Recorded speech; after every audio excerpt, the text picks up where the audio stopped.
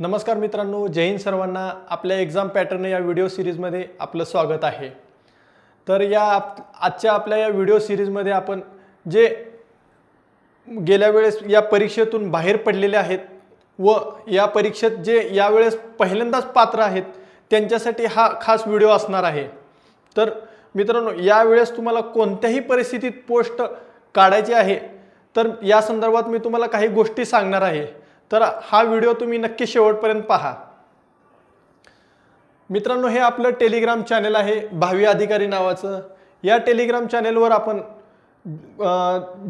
जे संदर्भ ग्रंथ कोणते, बॅच कोणती इत्यादी सर्व जे PYQ ॲनालिसिस सर्व गोष्टींची माहिती आपण या टेलिग्राम चॅनलवर देणार आहे. या टेलिग्राम चॅनलची लिंक ही आपल्या यूट्यूबच्या डिस्क्रिप्शन बॉक्समध्ये दिलेली आहे, त्यामुळे तिथून तुम्ही नक्की जॉईन व्हा.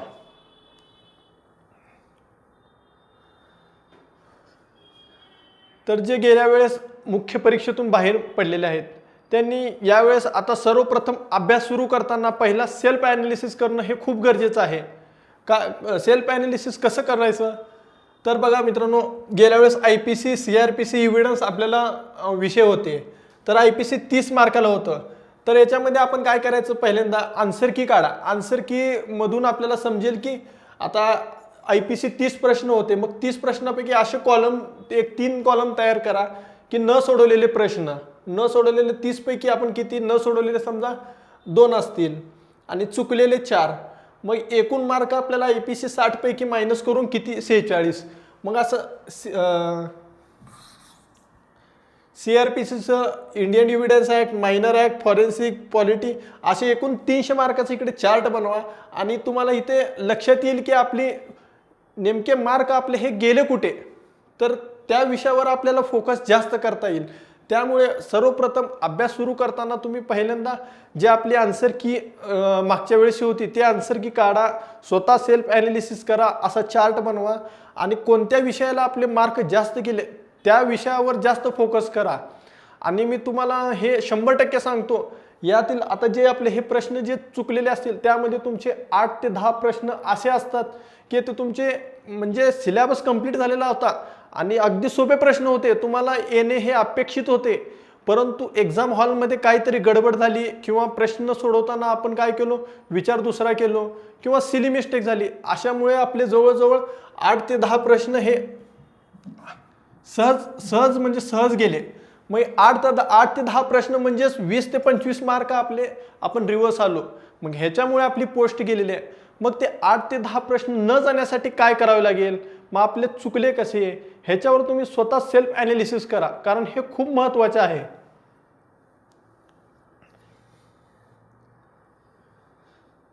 आता जुने मुलं आणि नवीन मुलामध्ये तुम्हाला फरक सांगतो मित्रांनो. काय होतं माहिती आहे का, जे आपले वर्षानुवर्ष अभ्यास करत येणारा जो वर्ग आहे तो काय करतो, जुना विद्यार्थी तो जुन्या पद्धतीनेच अभ्यास करतो. कोणाचे मार्गदर्शन बॅच करायची म्हटलं की जास्त भर त्याच्यावर मार्गदर्शनावर घेत नाही. आणि माझ्या बघण्यात असं आलं की जो जुना विद्यार्थी आहे तो काय करतो, पूर्व परीक्षेवरच जास्त फोकस करतो. मुख्य परीक्षा जो कायदा घटक आहे ना तिकडे दुर्लक्ष राहतो. करताना काय वाटतं की पूर्व परीक्षेचा अभ्यास करू, पहिला पूर्व परीक्षा पास होऊ मगच मुख्य आहे. परंतु पूर्व परीक्षा पास होतो आणि मुख्य परीक्षेला येतो तो 2-3 महिने असतात, मग त्यावेळेस काहीच जमत नाही. मग यामध्ये काय राहतो, मुख्य परीक्षेमध्ये स्कोअर त्याचा कमी होतो. आणि मराठी आणि GS वर जुन्या विद्यार्थ्यांचा खूप भर असतो. त्याच्यामुळे आता भर हा जास्तीत जास्त लॉवर देणं गरजेचं आहे. त्याच्या अपोजिट नवीन विद्यार्थी काय करतो, येतो नवीन लगेच 2018चे मुलं सांगतो. 2018च्या मुलांना आपण क्वालिफाय होईल का न होईल हे सुद्धा माहीत नव्हतं. म्हणजे जेमतेम त्याला 3.5 वर्ष त्यांची सर्व्हिस झाली होती 2023च्या जाहिरातीमध्ये. त्यांना क्वालिफाय होईल पण माहीत नव्हतं, परंतु ते क्वालिफाय आले, योग्य मार्गदर्शन घेतले, ज्ञानेश्वर पाटील सरांची बॅच घेतले, पटपट बॅच केले, मुख्य परीक्षेवर भर दिले आणि लॉ बॅच केले. इंग्लिशवर भर दिला, प्री पास झाले, मुख्याला आले. मुख्याला वेळ 1 वर्षाचा चांगला भेटला. ज्ञानेश्वर पाटील सरांची बॅच केली, पाठांतर फास्ट केले आणि एक्झाम ओरिएंटेड स्टडी केले. आपण हेच जुने मुलं काय करतात, अनावश्यक वाचन, पहिल्या पेजपासून ते शेवटच्या पेजपर्यंत फक्त वाचत. एकेका मुलांनी तर असं केलंय की जे IPC CRPCचे जे खटले होते ते खटले सुद्धा पाठ करत होते. म्हणजे एवढा अनावश्यक अभ्यास झाला की ते एक्झाममध्ये येणं अपेक्षित नाही किंवा येणार पण नाही. आणि आला तरी एखादा प्रश्न येतो, परंतु त्याच्यासाठी एनर्जी वेस्ट गेली. परंतु जे हातातले प्रश्न आहेत ते चुकत गेले. परंतु तो नवीन मुलगा आला, एखादी बॅच चांगली केला, इंग्लिशचा अभ्यास केला आणि पेपरला माइंडसेट चांगला ठेवला, रिस्क घेऊन अटेम्प्ट जास्त केला आणि तो निघून गेला. परंतु जुना विद्यार्थी अजून याच याच्यामध्ये राहिला. म्हणून जे जुने विद्यार्थी आहेत त्यांना मी हे सांगणं आहे की तुम्ही एक्झाम ओरिएंटेड स्टडी करा. पोस्ट 100% निघणार. योग्य मार्गदर्शन, चांगली बॅच, रिव्हिजन, लिमिटेड रिसोर्सेस आणि मल्टिपल रिव्हिजन या गोष्टीची तुम्ही सांगड घातली आणि PYQवर होल्ड ठेवला तर तुमची पोस्ट 100% येणार. फक्त तुम्ही योग्य दिशेने जावा.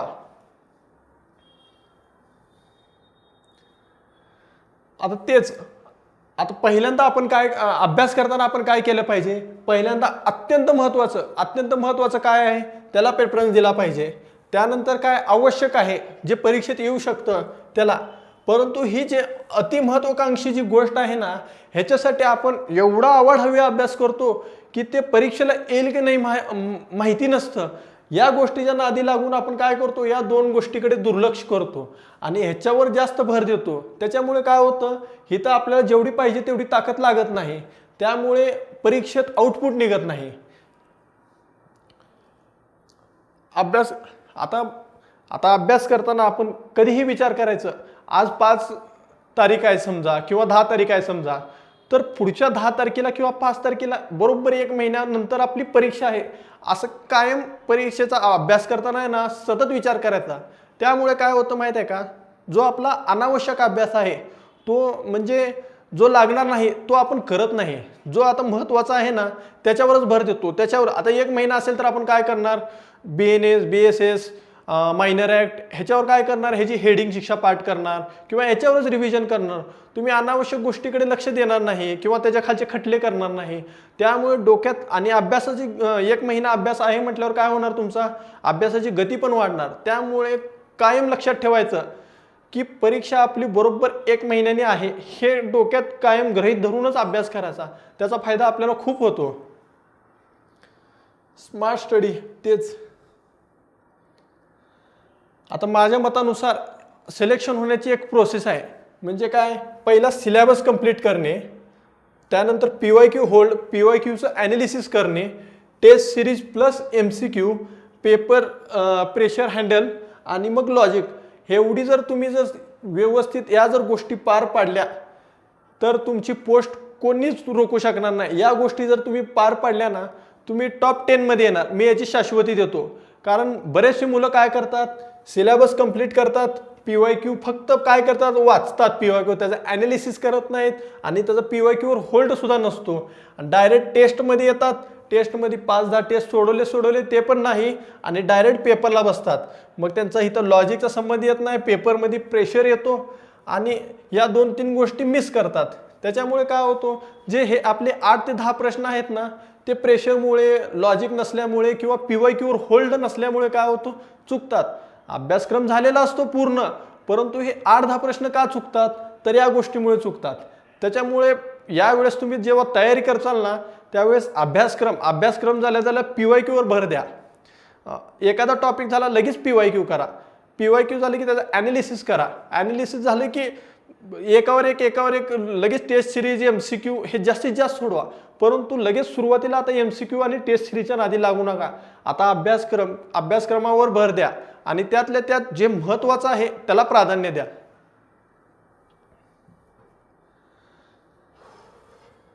सिलेबस.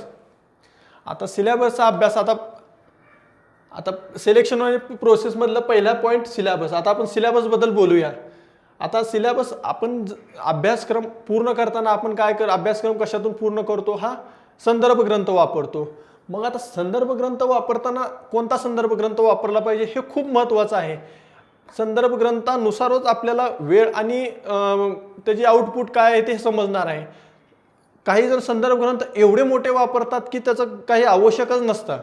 आता उदाहरणार्थ इतिहासाचं जर घ्यायचं म्हटलं तर इतिहासासाठी मुलं काय करतात, समाधान महाजन आधुनिक भारताच्या इतिहासासाठी समाधान महाजन सरांचं वापरतात आणि महाराष्ट्राच्या इतिहासासाठी गाठाळ सरांचं वापरतात. आणि आता हे पुस्तक वापरतात, समाधान महाजनाचं सरांचं जे पुस्तक आहे पहिल्या पेजपासून ते शेवटच्या पेजपर्यंत रीडिंग करत जातात. गाठाळ सरांचं पहिल्या पेजपासून ते शेवटच्या पेजपर्यंत रीडिंग करत जातात. हे रीडिंग करायला 2 महिने घालतात आणि ते पुस्तक एवढे मोठे आहेत ना की त्याच्यावर कोणते टॉपिक करायचं, कोणत्या टॉपिकवर भर द्यायचा, रिव्हिजन इत्यादीमध्ये त्याचं काहीच सांगड लागत नाही. आणि ह्याच्यामध्ये रिव्हिजन सुद्धा बसत नाहीत. त्याच्यामुळे काय होतं, फक्त अवांतर वाचन वाचन वाचन होत जातं. तर सांगायचं आता राज्यशास्त्राचं पण तसंच, पॉलिटीचं त्याच्यावर विचार करत नाही. पहिला पेज काढला घटना निर्मिती ते शेवटचं घटना दुरुस्ती पार्ट शेवटपर्यंत फक्त वाचत जातो, परंतु त्याचा ॲनालिसिस काय, इतिहासचे प्रश्न काढा, PYQ काढा, त्याचा ॲनालिसिस बघा, कोणत्या टॉपिकला मार्क्स आहेत त्याच्यावर भर द्या जास्त. आपल्याला एवढं हे जर समाधान महाजन गाठाळ सर जर आपल्याला वाचायचं असेल तर आपण हे पुस्तक हे राज्यसेवा कंबाईन लेवलचे आहेत, मग आपल्याला हे आवश्यक आहेत का, त्यातले ठराविक टॉपिक आवश्यक आहेत. मग आपण एवढं सर्व वाचत बसलं तर आपली पोस्ट कशी निघणार. आता पेपर समजा एक झाला, आता लवकरच आपला अभ्यासक्रम आणि जाहिरात येणार आहे. जर अभ्यासक्रम आणि जाहिरात जर एकाच वेळेस आली आणि 3 महिन्यानंतर जर पेपर झाला तर आपली तयारी आहे का, हे स्वतः तुम्ही विचार करा. कारण जवळजवळ जर पेपर एक झाला तर मित्रांनो 17 विषय, 15 ते 17 विषय आपल्याला आहेत. आणि हे विषय फक्त वाचून काढायचे नाहीत, तर आपल्याला यामध्ये BNS, BNSS आणि BS हे मायनर ॲक्ट हे आपल्याला तोंडपाठ पाहिजेत. आणि बरेचशा जे GS आहेत तिथं पण आपल्याला राज्यघटना हे तोंडपाठ पाहिजे. मग आपल्याला हे 3 महिन्यात होणार आहेत का. मग अभ्यास आपण कधीपासून सुरू केला पाहिजे, कोणत्या पद्धतीने केला पाहिजे. एक स्मार्ट वर्क करणं खूप गरजेचं आहे. कारण जर अशी जाहिरात आली, अभ्यासक्रम आणि जाहिरात एकदा जर प्रकाशित झाली आणि तिथून तुम्हाला 3 ते 4 महिने वेळ मिळाला तर अभ्यासक्रम, मी तुम्हाला आता सांगतो, तुमचा अभ्यासक्रम पूर्ण होणारच नाही. जर अभ्यासक्रमच पूर्ण होणार नाही तर तुम्ही मग टेस्ट सिरीज कसं जॉईन करणार, PYQ कधी करणार, तुमचा होल्ड कसा असणार सांगा. त्याच्यामुळे तुम्ही विचारच करू नका की पेपर 1 होणार आहे किंवा 2 होणार आहे, जाहिरात कधी होणार आहे. कारण वेळ मित्रांनो खूप कमी आहे. तुम्ही म्हणत असाल, परंतु जाहिरात आल्यानंतर तुम्हाला समजणार नाही, तुमची धांदल उडेल. त्यामुळे आत्तापासूनच एकदम जोमाने अभ्यासाला लागा आणि स्मार्ट वर्क करा. आता अभ्यासक्रमाला प्राधान्य. आता आपल्याला जवळपास अभ्यासक्रम, आपल्याला सर्व बेसिक गोष्टी आपल्याला माहिती आहेत. GS कसं करायचं, मराठी, इंग्रजी आणि इकडे BNS, BSS हे सर्व माहिती आहे. परंतु अभ्यास करताना प्राधान्य कोणत्या गोष्टीला द्यायला पाहिजे हे लक्षात आलं पाहिजे आपल्याला. कारण काय माहिती आहे का, आपण काय करतोय, जुने मुलं ह्याच्यावर भर देतोय, ह्याच्यावर आणि ह्याच्यावर, या 2 गोष्टीवरच आपण भर जास्त देतोय. GS मध्ये पण काय करतोय, इतिहास भूगोल समाजसुधारक या 3 विषयांवर आपण जास्त भर देतोय. परंतु हे जे मायनर ॲक्ट, मेजर ॲक्ट हे आपल्याला आउट ऑफ मार्क देणार आहेत, ह्याच्यावर तुम्ही लक्ष केंद्रित करा. इथं 80 पैकी 80, आता किती अभ्यासक्रमात नवीन येईल ते येईल, परंतु हे जे विषय आहेत ना हे आपल्याला आउट ऑफ देणार आहेत. फॉरेन्सिकचा अभ्यास करा, पॉलिटीचा अभ्यास करा. सुरुवात प्राधान्य तुम्ही पहिला या विषयांना द्या, त्याच्यानंतर मग मराठीत सुद्धा तुम्हाला आउट ऑफ देणार आहे, त्याला द्या. आणि GS मध्ये तुमचं ज्याच्यावर चांगलं होल्ड आहे ते पण करा, परंतु नाही त्याच्यावर भर द्या. आणि इंग्रजी, आता इंग्लिश विषयाबद्दल बोलायचं. आता आपल्याला जर वेळ कमी मिळत असेल, आता या सध्याच्या परिस्थितीनुसार सांगतो, इंग्लिश विषय जे आता जर तुम्हाला अगदीच अवघड जात असेल तर काय करा, जे महत्त्वाचे जे टॉपिक आहेत ना त्यांना एक साचा असतो, त्या पहिला साचा पूर्ण करा, मग तुम्ही बाहेर जावा. इंग्लिश विषयाचं कसं आहे, ठराविक जे टॉपिक आहेत ना ते ठराविक टॉपिकवर पहिलं पकड चांगली घ्या. आणि वेळ जर ह्या गोष्टी जर तुमच्या कंप्लीट पूर्ण झाल्या, मेजर मायनर पूर्ण झाले, मराठी GSचा अभ्यास चांगला होल्ड आला तर इंग्लिश विषयाचा इतर गोष्टी करा. परंतु पहिला प्राधान्य या गोष्टींना द्या, मराठी GSवर करा आणि इंग्लिश विषयाचा एक साधारण साचा आहे तो साचा पूर्ण करा. परंतु इंग्लिश विषय हा कराच मित्रांनो. पहिल्यासारखी स्पर्धा राहिलेली नाही. इंग्रजी विषय करणे हे गरजेचंच आहे, परंतु पूर्ण ज्यांना जमतच नाही किंवा खूप अवघड जातं त्यांनी फक्त इंग्लिश माझं वीक आहे म्हणून फक्त इंग्लिशला लक्ष दिलं आणि बाकीचे विषय सोडले तर मग ते पण धोकादायक आहे. त्यामुळे आपापल्या मतानुसार या गोष्टीचं तुम्ही प्राधान्यक्रम ठरवा आणि त्या पद्धतीने अभ्यास करा. PYQ होल्डर, आपण कोणत्याही विषयाचा अभ्यास करू द्या, कोणत्याही विषयाचा जर अभ्यास घेतला तर कायम 2017, 21, 23 आता उदाहरणार्थ आपण इतिहास घेतले किंवा इकॉनॉमिक्स घेतलं, अर्थशास्त्र घेतलं, त्याचा जर अभ्यास करायचा असेल तर समोर तुम्हाला 21, 23 आणि 17चे क्वेश्चन पेपर तुमच्या समोर असलेच पाहिजे. आणि अभ्यास करायच्या अगोदर त्याचे प्रश्न बघा, कोणत्या टॉपिकवर प्रश्न विचारलेत, कशा पद्धतीनं ऑप्शन फ्रेम केलेले आहेत, काय आयोगाला विचारायचं काय आहेत आणि आपले प्रश्न गेल्या वर्षी कोणते चुकले होते ह्याच्यावर विचार करा. PYQ जास्तीत जास्त डोळ्याखालून घाला. एखादा असं आपलं जर एखादा टॉपिक समजा राज्यघटनेतून मूलभूत हक्क जर आपल्याला टॉपिक करायचा असेल तर तुम्हाला मूलभूत हक्काचे लास्ट 3 इयरचे जर प्रश्न विचारले, बाबा 21ला कोणता होता, हे तुम्हाला माहिती असलं पाहिजे. म्हणजे तुमचं PYQ वर एवढं होल्ड असलं पाहिजे ना की तुम्हाला लक्ष, असं जर वाक्य वाचनात गेलं की लगेच म्हणाला पाहिजे की बाबा आपण हे PYQला पडलेलं होतं. एवढा PYQचा तुमचा अभ्यास चांगला असला पाहिजे.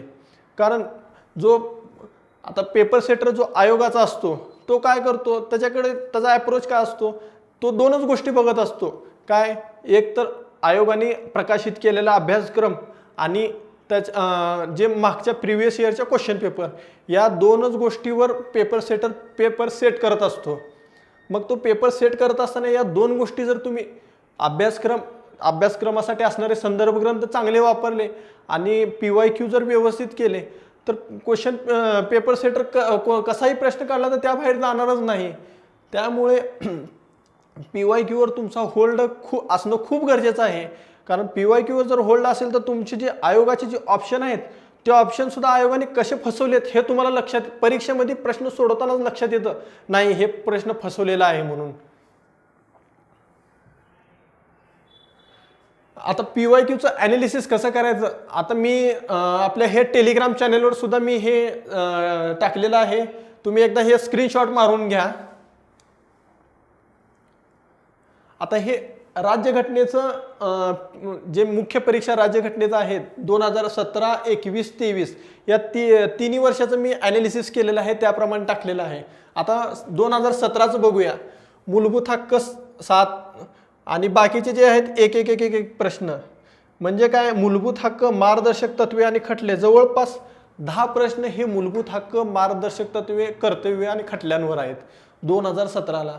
2021चं बघितलं तर मूलभूत हक्क, खटले, मार्गदर्शक तत्वे जवळपास 9 प्रश्न आहेत. आणि 23ची पण परिस्थिती तशीच आहे. मूलभूत हक्क 5, खटले 3 मूलभूत हक्कांवरती, मार्गदर्शक तत्व 1 आणि हे मूलभूत हक्क, खटले, मार्गदर्शक तत्वे मिळून जवळपास 9 प्रश्न. म्हणजे मूलभूत हक्क, मार्गदर्शक तत्वे आणि कर्तव्य 10, 9, 9 ह्याच्यावरून आपल्याला लक्षात येते की अभ्यास कोणत्या पद्धतीनं करायचा. जर हे तुम्ही ॲनालिसिस नाही केलं तर तुम्ही काय करणार, पॉलिटी काढणार. पहिला कोणता, घटना निर्मितीपासून ते चालू वाचन, मग जे महत्त्वाचे टॉपिक आहे त्याला तुम्ही तेवढा वेळच देत नाही. तुम्ही काय करणार, मूलभूत हक्काला एकदाच वाचन करणार, परंतु तो टॉपिक तुम्हाला 9, 8 प्रश्न जवळपास देत आहे. मग त्याला तेवढं आउटपुट भेटत नाही आणि परीक्षेत काय होतं, थोडा जरी मूलभूत हक्कावर प्रश्न फिरवून विचारला तर तो आपल्याला जमत नाही. तर हे असं ॲनालिसिस तुम्ही प्रत्येक विषयाचं करणं खूप गरजेचं आहे. आता राज्यघटनेचे त्या ॲनालिसिसवरून तुम्हाला सांगतो, मूलभूत हक्क, मार्गदर्शक तत्व, कर्तव्य, सर्वोच्च न्यायालय, उच्च न्यायालय, हे जवळपास 5 टॉपिक आहेत ना. हे कमीत कमी सुरुवातीला तुम्ही राज्यघटना, आता तुम्ही राज्यघटनेचा बेसिक तुम्हाला माहिती आहे, मग करताना काय करायचं, पहिल्यांदाच ओपन करताना जर राज्यघटना जर अभ्यास करायची असेल ना, मूलभूत हक्कापासून सुरुवात करा. मूलभूत हक्क हे जे 5 टॉपिक आहेत ना, हे कमीत कमी 5 ते 6 वेळा वाचा आणि ह्याच्यानंतर लगेच ह्याचं PYQ सॉल्व करा. ह्याच्यानंतर मग हे खालच्या गोष्टींना प्राधान्य द्या. हे कमीत कमी 2 ते 3 वेळा वाचा. हे एवढं झाल्यानंतर मग तुम्ही घटना निर्मिती, प्रस्तावना, शेवटचं मग केंद्रशासित प्रदेश, केंद्र राज्य संबंध हे शेवटला प्राधान्य द्या. परंतु राज्यघटनेचा जर अभ्यास करायचा असेल ना, प्राधान्याने ह्याला जास्त भर द्या. मग तुम्हाला परीक्षेमध्ये आउटपुट चांगलं येणार आहे. मी असं म्हणत नाही की फक्त एवढेच टॉपिक करा. तुलनेने राज्यघटनेचा जेव्हा तुम्ही अभ्यास करता, तुलनेने याचा अभ्यास ह्याचं डबल वेळा रिडिंग झालं पाहिजे बाकीच्या टॉपिकनी.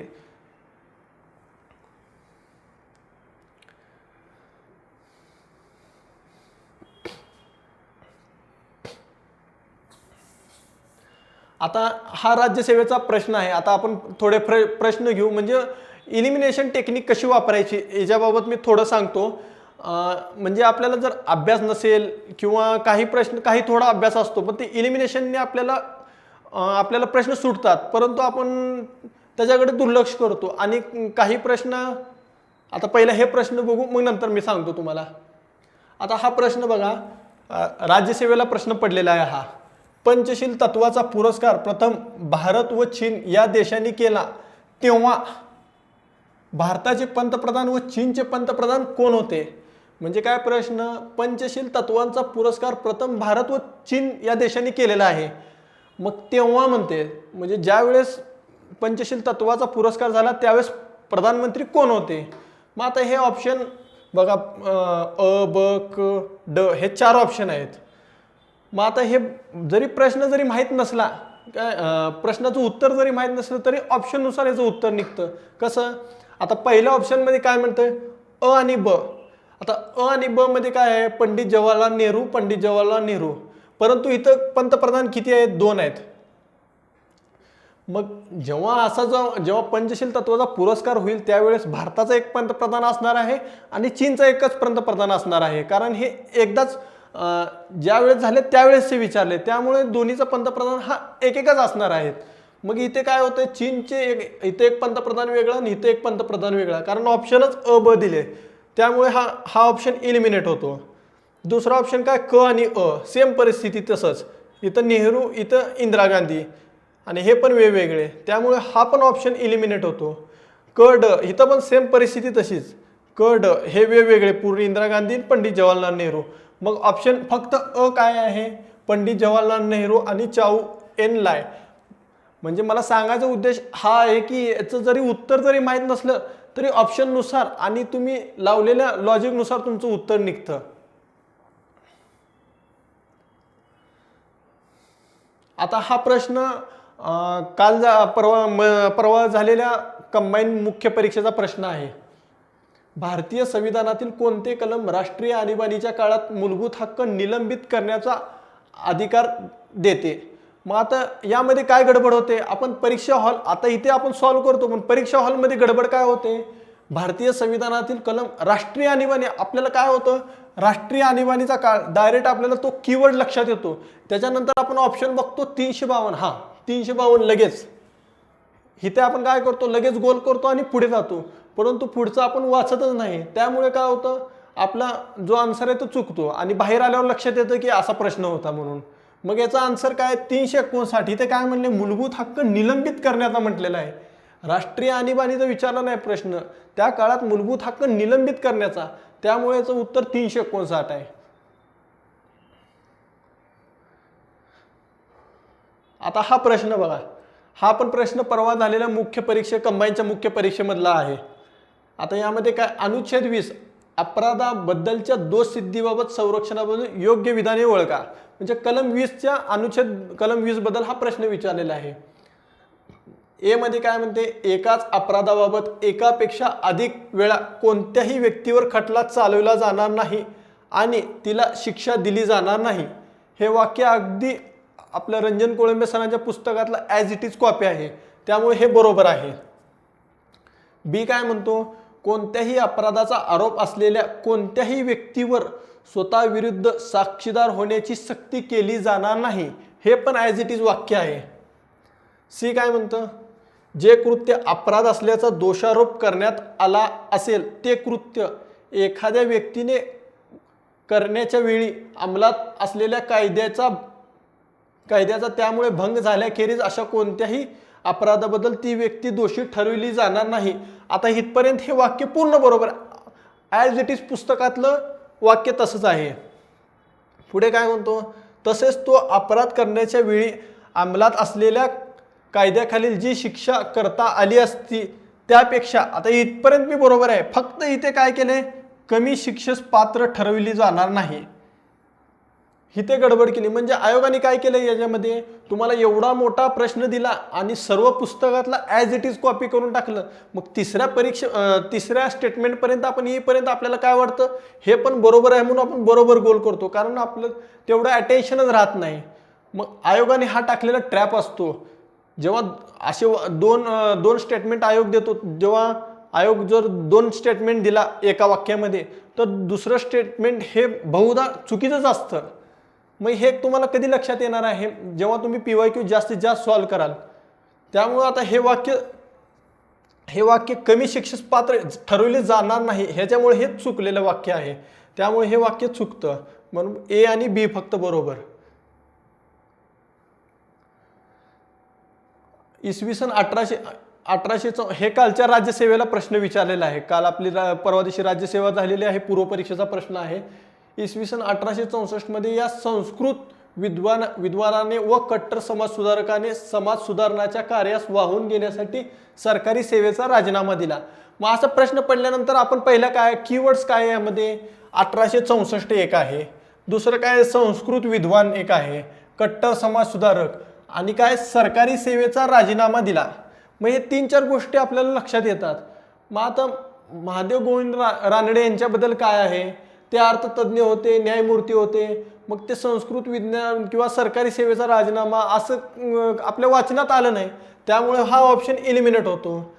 त्याच्यानंतर बाळशास्त्री जांभेकरांचं त्यांचं निधनच 1846 मध्ये झालेलं आहे आणि इथे विचारले काय 1864, त्यामुळे हा ऑप्शन एलिमिनेट होतो. त्यानंतर तेलंग यांच्या बाबतीत सुद्धा असं काही संस्कृत विद्वान किंवा सरकारी सेवेचा राजीनामा दिला वगैरे यांच्या वाचनात नाही. मग राहतो काय ऑप्शन विष्णू शास्त्री पंडित. आता इथून पुढचे जे प्रश्न आहेत ते 2023 मध्ये जे आपली मुख्य परीक्षा झालेली आहे, त्या मुख्य परीक्षेमध्ये जे इंग्रजी विषय म्हणजे जे सबटायटल आहेत ते इंग्रजी करणं खूप गरजेचं आहे, त्या बाबतीत आहे. म्हणजे सगळंच असं पूर्ण इंग्रजीमध्ये करायचं याची आवश्यकता नाही. पाटील सरांनी जेवढे पुस्तकामध्ये दिलेले आहेत तेवढं इंग्लिश सबटायटल केलं तरी हे इनफ आहे. कारण जवळजवळ 7 ते 8 प्रश्न मी आता माझ्या 7 ते 8च प्रश्न मी घेतलेत. 7 ते 8 प्रश्न हे इंग्रजीच्या सबटायटलनुसार सुटतात, त्यामुळे इंग्रजीचा सबटायटल करणे सुद्धा खूप गरजेचं आहे. परंतु असं मनामध्ये भीती आणायची नाही की आपल्याला इंग्रजी येत नाही किंवा आता सगळंच इंग्रजी करायचं का, तेवढं नाही. परत ते काय होईल, अनावश्यक अभ्यास होईल.